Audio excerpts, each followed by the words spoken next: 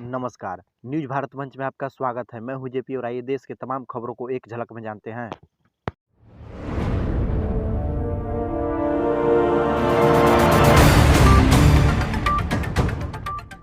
जाने कब और क्यों मनाई जाती है अम्बेडकर जयंती, क्या है इसका इतिहास और महत्व। हर साल देश भर में 14 अप्रैल को बाबा साहेब भीमराव अम्बेडकर की जयंती मनाई जाती है। उनका जन्म 14 अप्रैल 1891 को हुआ था। बता दें कि डॉक्टर भीमराव अम्बेडकर एक राजनीतिज्ञ, दार्शनिक, अर्थशास्त्री और समाज सुधारक थे जो कमजोर लोगों के अधिकारों के लिए जीवन भर संघर्ष करते रहे। उन्होंने जाति व्यवस्था के खिलाफ आवाज उठाई, दलित समुदाय के अधिकारों के लिए संघर्ष किया। बाबा साहब शिक्षा के जरिए समाज के दबे, शोषित, कमजोर, मजदूर और महिला वर्ग के सशक्त बनाना चाहते थे और उनको समाज में एक बेहतर दर्जा दिलाना चाहते थे। रन पिसे ने की थी, जो अम्बेडकर के एक प्रबल अनुयायी और सामाजिक कार्यकर्ता थे। उन्होंने पहली बार डॉक्टर भीमराव अम्बेडकर की जयंती 14 अप्रैल 1928 को पुणे में मनाई गई थी। इसकी शुरुआत सदशिव इस दिन को मानने की परंपरा शुरू की थी, जो अब तक लगातार जारी है। बता दें कि हर साल 14 अप्रैल को देश में सार्वजनिक अवकाश रहता है। लोग उनको प्यार से बाबा साहब के नाम से पुकारते थे। भारत की स्वतंत्रता के बाद देश के संविधान के निर्माण में उनके अमूल्य योगदान को श्रद्धांजलि देने के उद्देश्य से प्रतिवर्ष 14 अप्रैल को अम्बेडकर जयंती मनाई जाती है।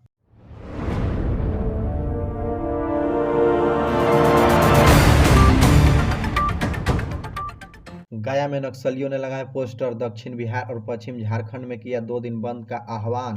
भाकपा माओवादी नक्सली संगठन के द्वारा गया के बांके बाजार और रोशनगंज थाना क्षेत्र में बुधवार को एक पोस्टर चिपकाया गया। इस पोस्टर के माध्यम से नक्सलियों ने 14 और 15 अप्रैल को दक्षिण बिहार और पश्चिम झारखंड में 2 दिवसीय बंद का आह्वान किया है।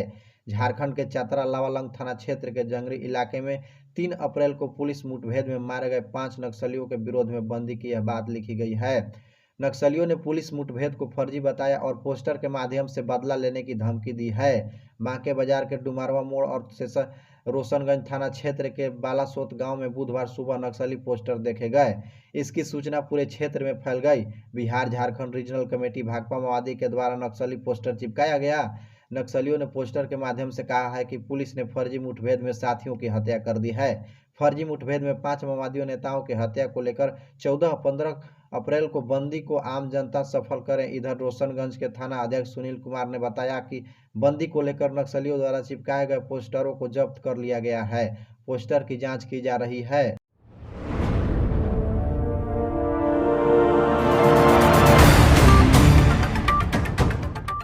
भारतीय जनता पार्टी को लोकसभा चुनाव में घेरने के लिए कांग्रेस पार्टी सहित कई दलों के बीच बातचीत का दौरा जारी है। लोकसभा चुनाव 2024 को लेकर विपक्षी एकता कवायद तेज हो गई है।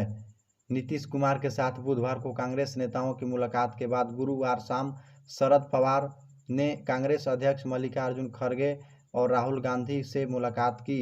बैठक के बाद कांग्रेस नेता राहुल गांधी ने कहा कि हम सब एकजुट हैं। वहीं कांग्रेस अध्यक्ष मल्लिकार्जुन खड़गे ने कहा कि मुझे खुशी है कि शरद पवार मुंबई से हमसे मिलने आए और हमारा मार्गदर्शन किया। कल मैंने और राहुल गांधी ने नीतीश कुमार और तेजस्वी यादव के साथ बातचीत की थी। देश में हम विपक्ष का यूनिटी रखेंगे।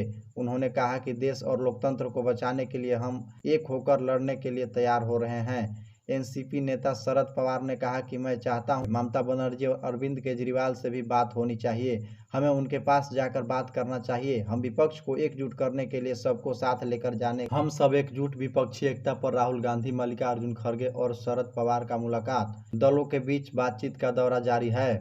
शरद पवार साथ कांग्रेस नेताओं के मुलाकात को इसलिए अहम माना जा रहा है क्योंकि हाल के दिनों कुछ मुद्दों पर शरद पवार ने कांग्रेस के रुख से अलग हटकर बयान दिया था।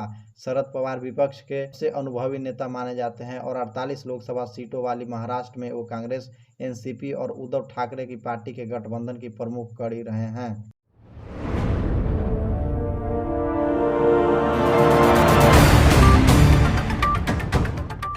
राष्ट्रीय पार्टी का दर्जा मिलने के बाद चुनाव आयोग से राष्ट्रीय पार्टी का दर्जा मिलने के बाद आम आदमी पार्टी लुटियन दिल्ली इलाके में अपना कार्यालय बनाने के लिए एक भूखंड के लिए अगले सप्ताह केंद्रीय आवास एवं शहरी मामलों के मंत्रालय के पास आवेदन करेगी। सूत्रों ने कहा कि राष्ट्रवादी कांग्रेस पार्टी और भारतीय कम्युनिस्ट पार्टी भाकपा को क्रमशः कैनिंग रोड और पुराना किला रोड पर आवंटित सरकारी बंगलों को खाली करने के लिए कहा जा सकता है। निर्वाचन आयोग ने इन दोनों दलों लुटियन दिल्ली में कार्यालय की भूमि के लिए आवेदन करेगी। आप राजा ने कहा कि पुराना किला रोड शो स्थित बंगला भाजपा को तब तक आवंटित किया गया था जब तक उसे पार्टी महासचिव AB वर्धन के कार्यालय के दौरान राष्ट्रीय पार्टी का दर्जा मिला था।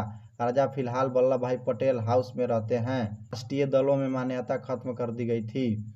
भाजपा के वर्तमान प्रभारी दिसंबर 2013 को मध्य दिल्ली के दीनदयाल उपाध्याय मार्ग पर तृणमूल कांग्रेस को आवंटित जमीन का क्या होगा, इसको लेकर अनिश्चित। किसी राष्ट्रीय को भूखंड आवंटित करने के बाद पार्टी वह अपना कार्यालय बनाती है। उन्होंने कहा कि वह जमीन उसके पास रहती है, भले ही उसका राष्ट्रीय पार्टी का दर्जा रहे या न रहे। अनिश्चितता है क्योंकि पार्टी ने अभी तक अपना कार्यालय नहीं बनाया। केंद्रीय आवास एवं शहरी मामलों के मंत्रालय के एक अधिकारी ने कहा कि भूमि एवं विकास विभाग किसी राष्ट्रीय को भूखंड आवंटित करने के बाद पार्टी वह अपना कार्यालय बनाती है।